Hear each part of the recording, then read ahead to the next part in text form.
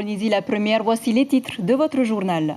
L'hôtel intercontinental de Moorea dans la tourmente après avoir perdu plus de 200 millions de francs avec la grève au mois d'août dernier. La crise post-Covid pourrait entraîner la fermeture de l'hôtel et le licenciement des salariés. Et pour éviter le drame économique, les groupes hôteliers n'attendent plus que l'ouverture du ciel. Didier Lamotte, directeur du groupe Accor en Polynésie et coprésident du Conseil des professionnels de l'hôtellerie, est notre invité ce soir. Bonjour, on vous retrouve dans un instant. Et comme chaque soir, depuis le début de la semaine, focus sur la perle du Pacifique où le tourisme est au point mort. Alors que certains hôtels envisagent de fermer, d'autres prestataires espèrent redémarrer l'activité avec la clientèle locale. Et parmi les dommages collatéraux du Covid-19, l'annulation du Heiva de Bora Bora.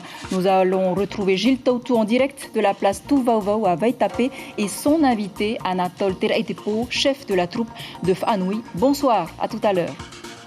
Enfin, pour terminer, plein phare sur 68 CAES sélectionnés par la commune de Haroué, une aide non négligeable pour les familles des demandeurs d'emploi, des contrats financés par le pays qui ont aussi un coût pour les communes. Et vous le savez, le tourisme polynésien est à genoux. Ce sont 12 000 emplois qui sont aujourd'hui menacés par la crise post-Covid. Et malgré les aides du pays, certains hôtels ne pourront peut-être pas éviter le plan social, comme l'Intercontinental de Moorea, où près de 200 postes sont menacés. La question était au cœur du comité d'entreprise qui s'est tenu cet après-midi. Nicolas Suir et Patita Savia. Fataliste, tel est l'état d'esprit de la douzaine de représentants du personnel et de syndicalistes venus assister au dernier comité d'entreprise de l'hôtel Intercontinental à Moorea. Avant même le début de la réunion, ils savent que l'intégralité des 186 employés risque d'être licenciés. La procédure veut qu'on informe d'abord les instances, surtout le comité d'entreprise, donc cet après-midi. Donc au niveau du planning prévisionnel, il prévoit de faire des entretiens individuels. Les employés sont venus attendre la fin des négociations pour obtenir les informations les plus fraîches. Certains n'ont plus d'illusions, d'autres veulent encore y croire. Sinon, il faut déjà chercher du travail ailleurs. Voilà. Tu as commencé toi déjà à chercher du travail? En ce moment, oui. Je commence à chercher. Peut-être je vais aller travailler chez les milliardaires, on ne sait pas. On attend des nouvelles s'il va ouvrir l'hôtel. Hein. S'il accepte, le gouvernement il nous paye. Lui, il donne au moins 25 à 30 000 sur salaire. Hein. Ça doit faire au moins 130 000. Peut-être on peut s'en sortir. Une syndicaliste sort de négociations pour informer les salariés qu'effectivement, la direction pense à fermer. Il a l'intention, mais nous, de notre côté, étant les représentants pour les salariés, c'est de notre devoir de savoir pour quelles raisons. Aujourd'hui, depuis qu'on a travaillé, ça fait 30 ans. On n'a jamais eu de problème dans le sens d'un plan social. Et aujourd'hui, on aimerait bien comprendre la raison pour laquelle, si demain Moorea va être fermé, pour quelles raisons on nous sacrifie, nous. Et pour l'heure, toujours pas de réponse. Et pour l'heure, toujours pas de réponse. En cas de fermeture, il semble difficile de reclasser le personnel dans un autre hôtel du groupe car tous connaissent les mêmes difficultés. La réouverture de l'hôtel après une mise en sommeil de 2 ans reste plausible tant que le matériel n'a pas été vendu. Mais à cette heure, la réunion n'est toujours pas terminée. Didier Lamotte, merci d'être avec nous ce soir. Vous êtes en direct de Métropole. On vient de le voir, la situation est critique. Vous gérez 4 hôtels en Polynésie, 3 sur Bora Bora et le Sofitel Yaoura de Moorea. Vous avez vous-même 450 salariés. Comment faites-vous pour les garder? C'est la bonne question. Je crois qu'on fait tout pour pouvoir garder l'ensemble de nos personnels parce que c'est la priorité, c'est notre priorité. Cela dit, on ne pourra pas le faire, je dirais, à n'importe quel prix. Il faudra qu'on puisse rouvrir les hôtels le plus rapidement possible. Et derrière, pour ouvrir les hôtels, il va falloir qu'on ait des conditions d'accès sur le pays qui soient acceptables pour nos touristes. La solution, c'est l'ouverture des vols internationaux, mais le problème restera la quatorzaine imposée aux touristes. Vous avez réfléchi à une alternative ? Alors oui, 1, il faut l'aérien, et 2, la quatorzaine. Alors la quatorzaine est une solution, mais c'est la pire des solutions. C'est la pire des solutions dans la mesure où on voit ce qui se passe dans d'autres pays. Ça a été la bonne solution au début parce qu'il fallait comprendre ce qui se passait, mais aujourd'hui il est temps d'ouvrir. Il est temps d'ouvrir, mais il faut savoir que pour nous, la sécurité de la population est prioritaire. Donc notre position n'est pas de ne pas prendre en considération la population, mais au contraire, je dirais qu'il faut savoir que l'attente de nos touristes et l'attente de la population sont exactement les mêmes. Un touriste ne va pas prendre des risques pour sa santé en allant dans un pays en étant malade, parce qu'il a envie d'être près de chez lui, près de ses hôpitaux s'il est malade ou s'il a des risques, mais il veut aller dans des stations qui sont saines. Et derrière, quand on regarde par exemple l'Islande, ils ont mis un système en place qui est très simple, c'est de faire un dépistage à l'aéroport de départ, un dépistage à l'arrivée avec 48 heures sur Reykjavik, donc sur la capitale. Et derrière, une fois qu'ils ont le résultat du test et qu'il est positif, il faut qu'ils téléchargent une application de traçage. Et derrière, s'ils ont été en contact avec quelqu'un de contaminé, eh bien, on peut l'isoler immédiatement. Alors, aujourd'hui, je pense il y a des techniques qui existent. La quarantaine est la solution la plus simple, mais je pense qu'il faut un peu de créativité, il y a un peu de travail à mettre en place pour protéger nos populations et pour permettre aux touristes de revenir et d'arrêter la casse sociale, parce qu'elle va être dramatique. Vous en parliez juste avant ce sujet-là. Ça va continuer si on ne le fait pas. Très brièvement, à l'heure actuelle, est-il possible d'attirer les touristes avec la fermeture des frontières américaines ? La fermeture des frontières américaines, alors est-ce qu'elles seront toujours fermées au mois de juillet? Je n'en sais rien. Ça, il faudra poser la question à l'aérien, mais en tout cas, je sais que ce soit les différentes compagnies aériennes ont des plans B pour éviter les États-Unis, de façon à pouvoir passer soit par les Caraïbes, soit par le Canada. Il y a des plans B.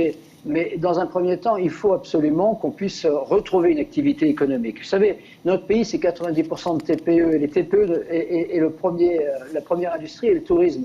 Ces 90% de TPE, en plus des hôtels, vont aussi devoir déposer le bilan, vont aussi devoir arrêter de travailler. C'est l'économie entière du pays qui va être dramatiquement touchée si on ne trouve pas des plans B. Mais il faut qu'on nous aide.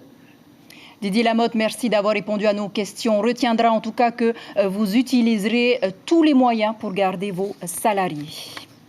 Et le tourisme représente toute l'économie de la perle du Pacifique. Retour à Bora Bora, où l'impact de la crise justement se fait déjà sentir sur l'activité des prestataires.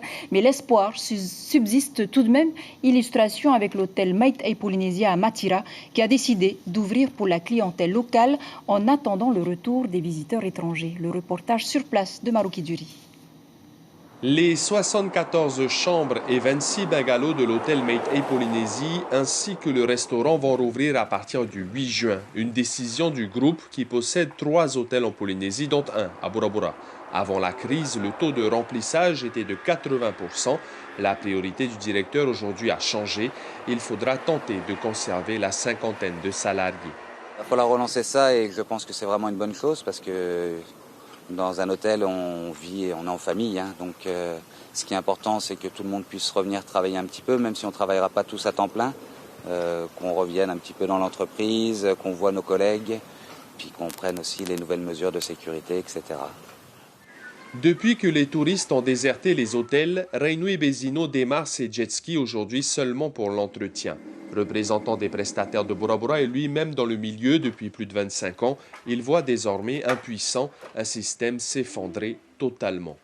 La fermeture des hôtels a provoqué l'arrêt net de toutes les entreprises liées au tourisme, que ce soit les hôtels en premier, les transporteurs, les prestataires nautiques, les prestataires terrestres.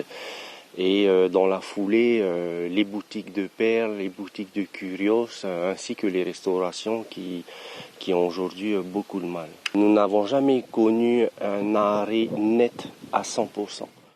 Ces pirogues, également à l'arrêt sur le lagon, sont celles de Guilhem Blé, le plus gros transporteur de Bora Bora, touristes et personnel d'hôtel confondus. Avant, par mois, sur ces 5 entreprises, toutes liées au tourisme, il tournait à 80 millions.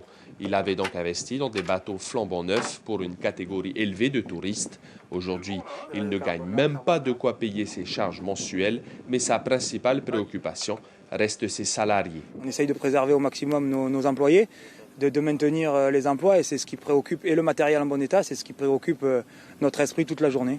En termes d'employés, tu as combien d'employés? On est sur plusieurs entreprises, une centaine. À Bora Bora, bien plus qu'ailleurs, la crise n'a épargné personne dans le tourisme. C'est 80% de l'emploi de l'île qui est aujourd'hui menacé. La question du retour des étrangers dans les hôtels est posée par tous les professionnels. Du tout comment... Et l'hôtel Méridien de Bora Bora a d'ores et déjà annoncé sa fermeture pour une durée de 2 ans. Atonia Ter-Inhour du syndicat Ouot-Urima est en discussion avec la direction pour qu'à la fin des travaux, l'ensemble des salariés retrouvent leur poste. Et l'un des événements culturels phares de Bora Bora, son traditionnel Heiva, a été annulé. Gilles Tautou, vous êtes en direct de la place Tuvauvau à Vaitapé, où a lieu habituellement le Heiva. Vous êtes avec Anatole Tereitepo, chef de la troupe de Fanoui, lauréat du Heiva de l'an dernier. Gilles Tautou, des familles sans aucun revenu, faute d'activité touristique, une population privée de son Heiva. Quel est le sentiment des chefs de groupe à Bora Bora ? Un sentiment de regret puisque ce Heiva 2020 attendu à Bora Bora n'aura pas lieu cette année, directement avec notre invité Anatole. Alors, déçu que Bora Bora ne soit pas sous les feux des projecteurs, en tout cas pour le Heiva. Oui, tout à fait, tout à fait. Bonsoir tout le monde. Tout à fait, c'est une décision unanime qu'on a prise avec tous les chefs de groupe. Mais avec ce passage dans Polynésie Première, je voudrais saluer toute l'équipe que j'ai. Ma chorégraphe, les batteurs, les danseurs, danseuses, Fanoui. Qui se sont préparés à ce Heiva. Oui, qui se sont préparés quand même pour le Heiva de cette année. Et malheureusement, avec le confinement, avec cette maladie qui est propagée dans ce monde, que nous on a pris cette décision ici à Bora Bora d'arrêter le Heiva cette année. C'est la deuxième fois que le Heiva de Bora Bora est annulé. Hein. C'est une déception pour les danseurs, celles qui aimaient bouger, ceux qui aimaient le party. En gros, c'est vrai. Pour les danseurs et danseuses qui aiment danser, eux, ils ont l'habitude de bouger ici à Tuvauvau. Ils ont l'habitude de bouger, mais c'est tellement regrettable quand même pour cette année, mais c'est pas hein. Et les jeunes avaient l'habitude de ce Heiva, non seulement danser, sourire, mais également recevoir un petit pécule, on va dire ça. Oui, tout à fait, c'est un endroit de partage. Et ici, on se réunit, c'est pour partager le moment. Pour pouvoir partager sa coutume, partager l'amour envers l'autre. Hein? C'est plutôt une réunion de famille. Et cet amour, il va falloir attendre 2021. Oui, il fallait attendre en 2021. C'est normal. On est obligé de le faire avec. Merci Anatole. Je rappelle qu'il est le chef de groupe. C'est lui qui avait remporté le Heiva 2019 l'année dernière avec un peu plus de 180 danseurs. On sera là en 2021. Promis. Merci Gilles Tautou ainsi qu'à Marouki Duri pour ce direct, ce qui laissera peut-être plus de temps au groupe pour se préparer pour un Heiva encore plus beau l'an prochain. Aux Marquises aussi, l'île de Nuku Hiva est privée cette année de près de 21 000 touristes de croisière.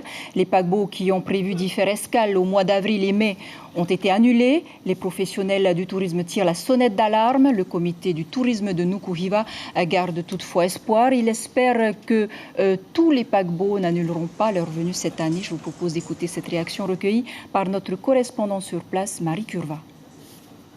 Voilà, pour cette année, à partir de septembre, on attend jusqu'à la fin de l'année, donc une dizaine de bateaux prévus. Jusqu'à ce jour, on n'a pas eu d'annulation. Mais bon, vu qu'on travaille beaucoup avec la plus grande agence de Tahiti Nui Travel, qui aujourd'hui a beaucoup de problèmes, qui est sous liquidation judiciaire, donc on craint un peu. Sans avoir d'annulation, on peut dire qu'on va rester optimiste. On attend et on va espérer. Voilà, je vous rappelle que les avocats de Tahiti Nui Travel sont attendus le 22 juin devant le tribunal du commerce pour démontrer que l'agence se rétablit financièrement.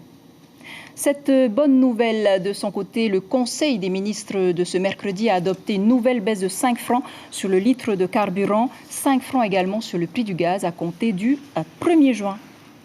Direction maintenant les Australes dans la série des maires fraîchement élus à Rapa. Nari Tuan'ainei a été réélu sans surprise pour un 5e mandat avec de nouveaux membres au sein du conseil municipal.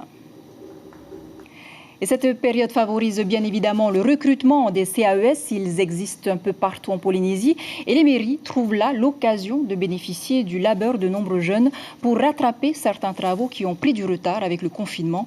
À Aroué, 68 demandeurs d'emploi ont été sélectionnés pour l'instant car ces contrats financés par le pays ont aussi un coût pour les communes. Thierry Stamfleur, Hubert Liao.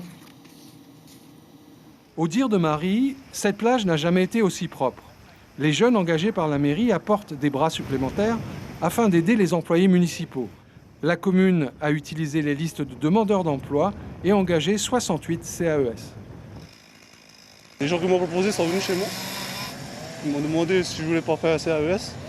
J'ai dit oui. Est-ce que tu étais inscrit parmi les demandeurs d'emploi Oui. Comment ça se passe exactement? Oui, c'est ça, je me suis inscrit parmi les demandeurs d'emploi et on m'a appelé. L'entretien du complexe sportif a aussi été mis en œuvre. Les 50 000 francs mensuels de salaire pour 80 heures par mois permettent à certaines familles de s'en sortir même provisoirement. Ma petite famille nourrit mon enfant et ma copine. Ça suffit déjà. On fait des courses pour le long du mois, quoi, la durée du mois. Ça suffit. Le pays finance ses emplois, mais ce n'est pas de la main-d'œuvre gratuite pour les Tavana. Il faut en effet encadrer ces jeunes et surtout les équiper quand ils travaillent, par exemple à l'entretien des sites communaux. Alors ça coûte à peu près pour la commune 25 000 francs par CAES.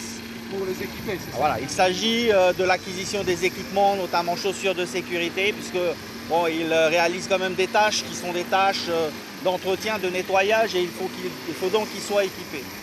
23 CAES nettoient chaque après-midi les écoles d'Aroué. Ingrid a encore du mal à se projeter au-delà de ces 3 mois pendant lesquels elle bénéficiera de ce modeste revenu. Pour moi et ma petite famille. Et ça suffit, 50 000? Ça peut aller. C'est mieux que rien. Oui, voilà, c'est mieux que rien. La commune d'Aroué envisage d'engager une vingtaine de CAES supplémentaires pour ces écoles où les exigences sanitaires nécessiteront du renfort à partir de la semaine prochaine. Et les actions de solidarité se poursuivent à Hivaoa, bien que le coronavirus ne circule pas sur l'île. Les agents administratifs, les écoles, les policiers et les pompiers se sont vus remettre des masques. Les personnes âgées en ont même bénéficié grâce à la mobilisation de bénévoles. 500 masques ont ainsi été distribués. Un réel besoin selon le nouveau Tavana Joël Frébeau. Nous l'écoutons au micro de Sylvain Lamiral. Nous en avons confectionné 500 masques qui sont prêts, que nous distribuons ce matin aux personnes âgées de Hivaoa et aux familles nombreuses aussi qui n'ont pas les moyens d'en acheter. Donc pour l'instant, l'administration a déjà eu son quota de masques. Ils ont distribué, les écoles aussi, les professeurs. Donc nous sommes là pour intervenir auprès de ceux qui n'en ont pas. Et sachez que Joël Frébeau, la fille de Guy Rosy, l'ex-Tavana de Lille, sera officiellement installée dans son fauteuil de maire demain à l'occasion du conseil municipal. On termine avec un mot de football. Dans un communiqué, la Fédération tahitienne confirme l'annulation de toutes les compétitions pour cette saison 2020. L'AS Pire est championne de Polynésie. Elle participera avec l'AS Vénus à l'OFC Champions League. Le classement du 17 mars reste figé. Quant à l'AS Tiare Tahiti, elle est qualifiée pour le 7e tour de la Coupe de France 2020-2021. Avant de nous quitter, les gestes barrières, vous les connaissez maintenant. Lavez-vous régulièrement les mains, respectez la distanciation sociale. Le port du masque est toujours recommandé. Et puis, n'oubliez pas, en cas de symptômes de Covid-19, composez le 15 ou le 444 789 pour toutes vos questions ou si vous avez besoin d'un accompagnement. C'est ainsi que s'achève ce journal dont je vous rappelle l'information principale. Le tourisme polynésien est à genoux. 12 000 emplois sont aujourd'hui menacés par la crise post-Covid. Et malgré les aides du pays, certains hôtels ne pourront pas éviter le plan social, comme l'Intercontinental de Moorea, où près de 200 postes risquent de disparaître. Voilà, c'était l'essentiel de l'actualité du jour. Merci de nous rester fidèles. 5h30, vos infos radio. Très belle nuit sur la première. À demain.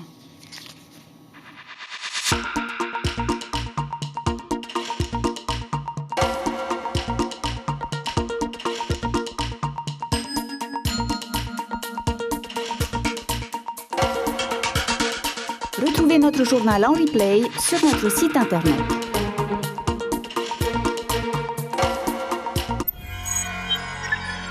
Retrouvez ce programme en replay sur notre site internet.